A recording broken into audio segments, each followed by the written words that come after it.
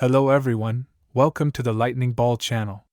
If you haven't yet subscribed to my channel, please do so and activate the notification bell. Your support fuels my continued efforts. In our last episode, we discussed Rimuru's strategy to confront the final 170,000 troops of the Empire's ground forces. With many executives dispatched for the attack, only Benimaru remained by Rimuru's side. As Rimuru and Benimaru prepared to return to the command center, they encountered Masayuki's group. Unexpectedly, Masayuki's companions, Bernie and Jiwu, turned traitors, initiating a holy barrier that restricted the movements of the monsters and launched a swift attack. If not for Chloe's timely intervention, Rimuru might have been severely injured. In this video, we'll dive into the battles between Benimaru, Chloe, and the powerful Imperial Guardians Bernie and Jiwu. Let's get started. With their cover blown, the Empire's assassins Bernie and Jiwu decided to act quickly to eliminate the Demon Lord Rimuru. Remarkably powerful, Bernie and Jiwu were ranked 7th and 9th among the Imperial Guardians, making them among the most formidable in single-digit ranks. They infused their weapons, which were originally necklaces, with power, causing the necklaces to emit a brilliant light. In an instant, Jiwu donned a unique set of pitch-black armor, shimmering with an alluring glow like stars emerging from the darkness. Bernie's armor was equally impressive, closely matching mythical-grade standards. Jiwu had successfully evaded detection by the Lord of Wisdom, suggesting that both she and Bernie possessed some sort of ultimate skill. Rimuru warned Benimaru to be extremely cautious and informed him that Bernie undoubtedly harbored a hidden ultimate skill. Rimuru sensed that Benimaru, in his current state, might not be able to defeat Bernie. However, Benimaru was disheartened by Rimuru's blunt assessment. Rimuru calmly communicated his judgment to Benimaru, who maintained a confident demeanor. According to the world's law, only an ultimate skill can counter another ultimate skill, leading Rimuru to believe that Benimaru, who had yet to awaken his ultimate skill, was unlikely to overcome Bernie. As for Chloe, with her awakened Lord of Space and Time, she should have the upper hand against Jiwu.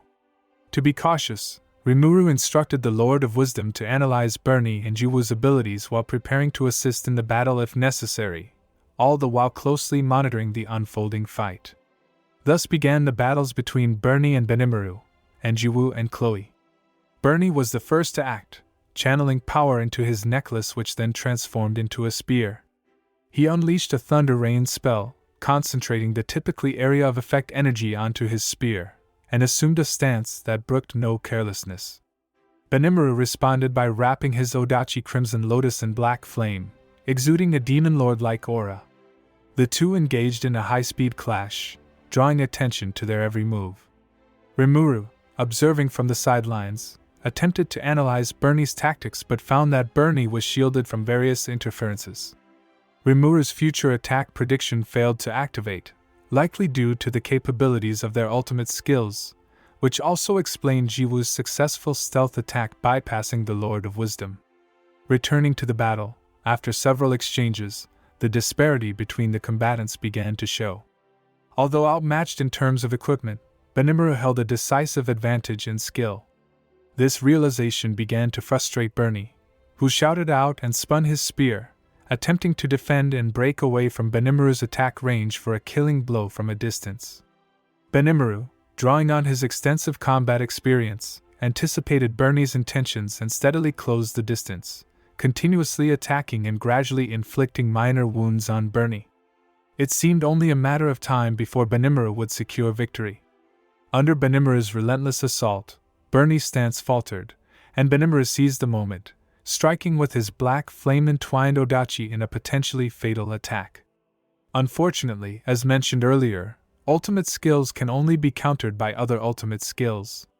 Under this absolute rule, Benimaru's black flame was nullified. Moreover, due to the disparity in equipment, although Benimaru's strike hit Bernie, it failed to inflict a fatal wound, and Bernie quickly healed himself with a recovery spell.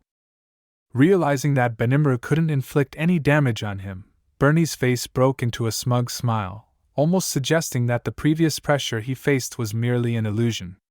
Meanwhile, Benimaru looked frustrated, recognizing that his attacks were ineffective and victory seemed increasingly elusive. This plunged Benimaru into a difficult defensive battle. Concurrently, Chloe was also struggling in her fight, not due to a lack of strength, but because of Jiwu's cunning. Jiwu, recognizing the threat posed by Chloe's mythic-grade thin sword, cleverly avoided engaging with it directly, instead opting to dodge her attacks while using a corrosive poison mist to disrupt Chloe and buy time. Chloe disdainfully told Jiwu that mere evasion would never be enough to defeat her. However, Jiwu remained unshaken, stating that her aim wasn't victory over Chloe, but to assist Bernie in defeating Benimaru. Once Benimaru was down, they could combine their strength to overpower Chloe. Jiwu's tactical acumen was indeed impressive. Hearing Jiwu's plan, Rimuru couldn't just stand by and prepared to join the fray to aid Chloe. However, whenever Rimuru attempted to intervene, Jiwu would launch attacks towards Tempest City, located at the bottom level of the labyrinth. To prevent immense harm to the innocents, Rimuru was forced to stay and protect the city, leaving Chloe without his support. As the situation on the battlefield worsened, winning the fight seemed to require sacrificing the residents of Labyrinth City. Faced with this dilemma, even Rimuru began to feel unease and distress. At that critical moment, Chloe decided to take a gamble and resort to her ultimate technique. A radiant light enveloped her, and in the next instant, the world seemed to plunge into darkness, as if frozen in time. This was her ultimate skill, Lord of Time and Space, which she had previously demonstrated in her battle with Gi, capable of halting time itself. However, almost immediately, Chloe's form shrank, and her power dissipated. Rimuru called out to her in alarm, only to realize that she was not yet capable of effectively utilizing her time-stopping ability. It's important to note that although both Chloe and Gi can operate within stop time, it was Gi who initiated the time stop during their battle. Activating time stop requires a massive expenditure of magicules. Realizing her current inability to efficiently use time stop, Chloe displayed a mix of frustration and helplessness. Concurrently, Lord of Wisdom reported a sharp decline in Chloe's energy levels, indicating a failure in controlling her powers. According to Lord of Wisdom, Chloe could indeed stop time momentarily, but doing so would drain her magicules significantly, leading to her current state. Meanwhile, Jiwu mercilessly mocked Chloe. Despite not knowing what Chloe had attempted, Jiwu scorned her apparent inability to control her own powers, finding her performance even poorer than expected. Jiwu and Bernie shared a laugh at Chloe's expense. Just then, Lord of Wisdom finally delivered some advantageous intelligence. Bernie and Jiwu's abilities had been fully analyzed, revealing many similarities that suggested they were essentially borrowing powers from the same source. Ultimate skills typically evolve from a person's unique skills and surpass their inherent limits. It was unprecedented for two individuals to possess the exact same ultimate skill. Moreover, such skills could not simply be attained through effort alone. Figures like Benimaru, Diablo, and Hinata, despite honing their unique skills to the peak, yet had not achieved ultimate skills. To put it bluntly, ultimate skills were not so easily attainable or wielded by the likes of Bernie and Jiwu. This indicated that the power Bernie and Jiwu wielded was not theirs to command freely. Understanding that Bernie and Jiwu were merely borrowing someone else's power, Rimuru realized their limitations. And since powers could be lent out, Benimaru could also receive a portion of Rimuru's power, simplifying the battle significantly. Thus, the Lord of Wisdom formulated a battle plan, bestowing upon Benimaru's Odachi the effect of absolute severance through the soul corridor. As for Chloe, the Lord of Wisdom provided assistance with calculations, enabling her to use the Lord of Time and Space to halt time once more. Although Chloe's inner Manus Chronoa indicated insufficient energy, the Lord of Wisdom assured that everything would be manageable. Thus, the counterattack commenced. Empowered with absolute severance, Benimaru shifted his combat style, transitioning from a predominantly counter-attacking, passive stance to a more aggressive, attack-focused approach. In a fluid, continuous motion, he launched an assault on Bernie. For a fleeting moment, Bernie was taken aback by the change in Benimaru's swordsmanship. However, his face also bore an expression of ease, under the impression that Benimaru's strikes would be ineffective against him. Unfortunately for Bernie, that was no longer the case. Due to the disparity in their skill, Bernie eventually exposed a weakness, which Benimaru promptly exploited, slicing him in two. The experienced Benimaru didn't hesitate to deliver a final, decisive blow, cleaving Bernie from head to toe. Bernie perished instantly, without even a chance to utter last words. On Chloe's end, her attempt to use time stop once again initially led to loss of control, eliciting a frustrated cry. Yet, the Lord of Wisdom reassured there was no cause for alarm. Suddenly, a scream echoed in Rimuru's ears, followed by an overwhelming surge of energy, vastly surpassing even Rimuru's own. Evidently, the Lord of Wisdom had tapped into the power of that true dragon, Veldora. With meticulous manipulation by the Lord of Wisdom, time halted once more. In this frozen world where no one else could move, Jiwu, unaware of the imminent danger, was reduced to dust. Thus, Bernie and Jiwu were defeated, and the looming crisis was averted. No, the crisis wasn't fully averted yet. The Lord of Wisdom reported that Bernie and Jiwu were still alive, having seemingly overlooked the existence of resurrection bracelets. Uncharacteristically, this was the first mistake made by the Lord of Wisdom. While Rimuru was brooding over this oversight, Benimaru and Chloe clarified that the adversaries weren't wearing any bracelets. Unlike Rimuru, Benimaru and Chloe had been extremely cautious, confirming the absence of bracelets before engaging in battle. So, how did Bernie and Jiwu manage to resurrect? Eventually, Masayuki and Jinrai provided the explanation. It turned out that Masayuki's companions had always perceived Rimuru as an enemy and thus were wary of constantly relying on resurrection bracelets. However, in the labyrinth, such devices were indispensable, leading them to wear the bracelets on their ankles instead. This meant Bernie had anticipated such a scenario and was well prepared. Hearing this explanation, Benimaru clicked his tongue in frustration, and Chloe emanated an aura of displeasure. After all, no one had expected someone to wear a bracelet on their ankle. Rimuru, however, consoled everyone, assuring them that now that they had seen through the enemy's powers, they could defeat them again, or at least devise a strategy. Thus, Bernie and Jiwu were repelled. Betrayed, Masayuki and Jinrai were deeply affected, and after some comforting from Chloe, they decided to rest.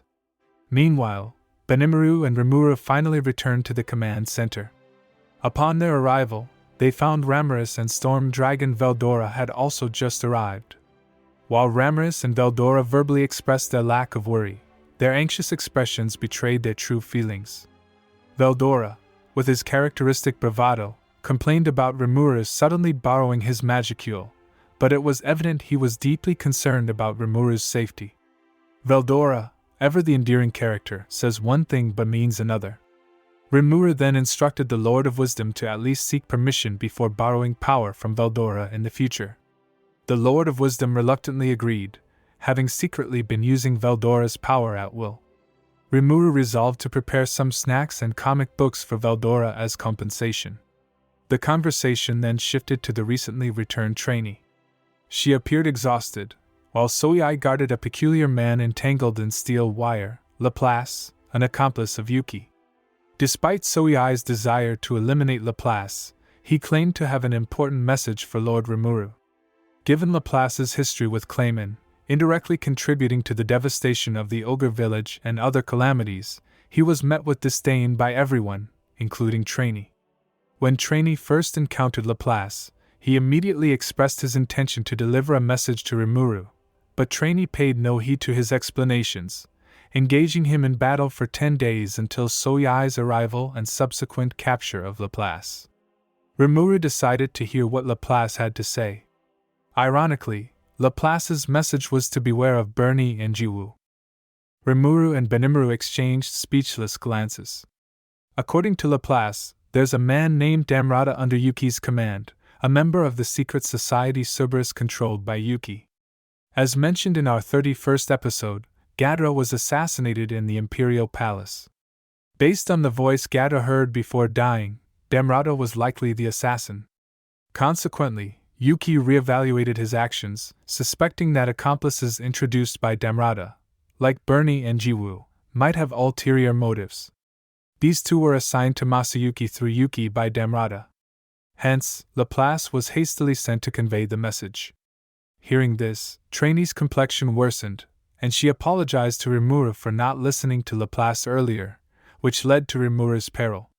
However, no one blamed her since even Benimaru and Chloe harbored hostility towards Laplace, and trusting such a dubious character would have been unwise. Nevertheless, that was all in the past.